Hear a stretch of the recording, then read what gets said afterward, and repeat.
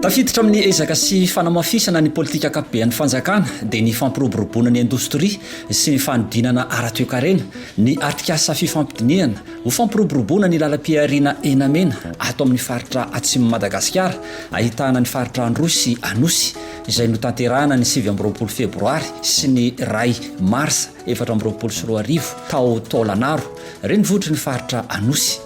Mitondra ny fomba fijery ny fitondram-panjakana ny talen'ny kabinetran'ny ministeran'ny fambolena sy ny fiompiana Andriamatoa Rasonaev Jocelyn. Manandanja lehibe ny resaka fiompiana amin'ny toekarena malagasy.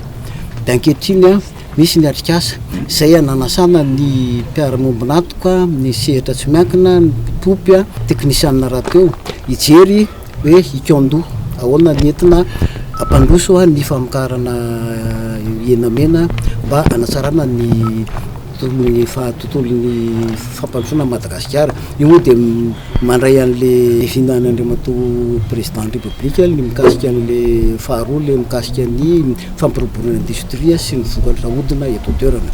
Mpisehatra maro ahitana ny fanjakana sy ny sehatra tsy miankina toy ny orinasa Bovima, ny mpiompy no mandray anjara mavitrika tamin'izao atrikasa tao Taolanaro izao.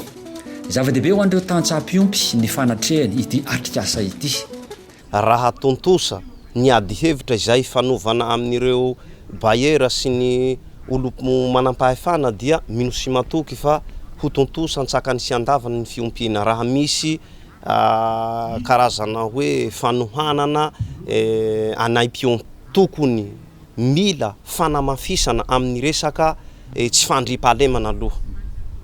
Mila karakaraina ny bibiompiana mba hahatonga azy hamokatra, ary mila fanohanana ny zahay mpiompy.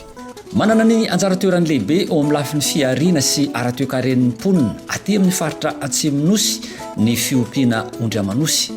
Mitondra ny fanohanana hatrany ny ministeran'ny fambolena sy ny fiompiana. Ny zavatra tena tokony ho jerena aloha zany dia ny fijerena n'ilay sehampiariana amin'ny endriny rehetra mihitsy, zany hoe ny approche chaîne de valeur manomboka hatrany amin'ny famokarana ny sakafon'ireo biby fiompy ireo dia ny fikirakirana anazy, ny fijerena ny mahabiby an'ilay biby ihany koa, indrindrandrindra ny fanodinana an'izay vokatra azontsika aminazy eo.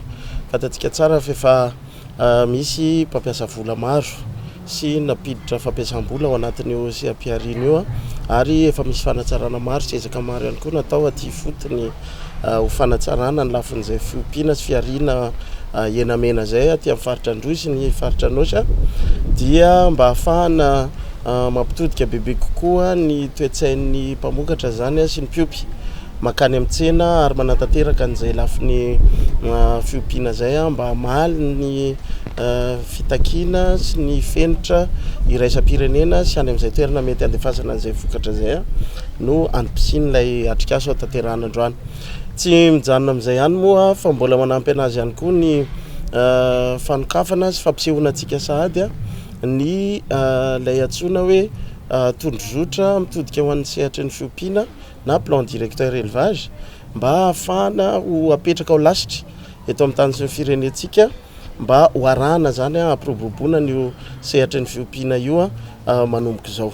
Tonga nitarika ny lanonana ny talen'ny kabinetra ny ministeran'ny fambolena sy ny fiompiana Andriamatoa Rasonaev Jocelyn, izay nisolotena ny ministra Andriamatoa Ratoiarjon Suzelin notron'ireo mpiara-miasa aminy ireo tompona ndraiky mpanjakana avy amin'ny faritra Anosy.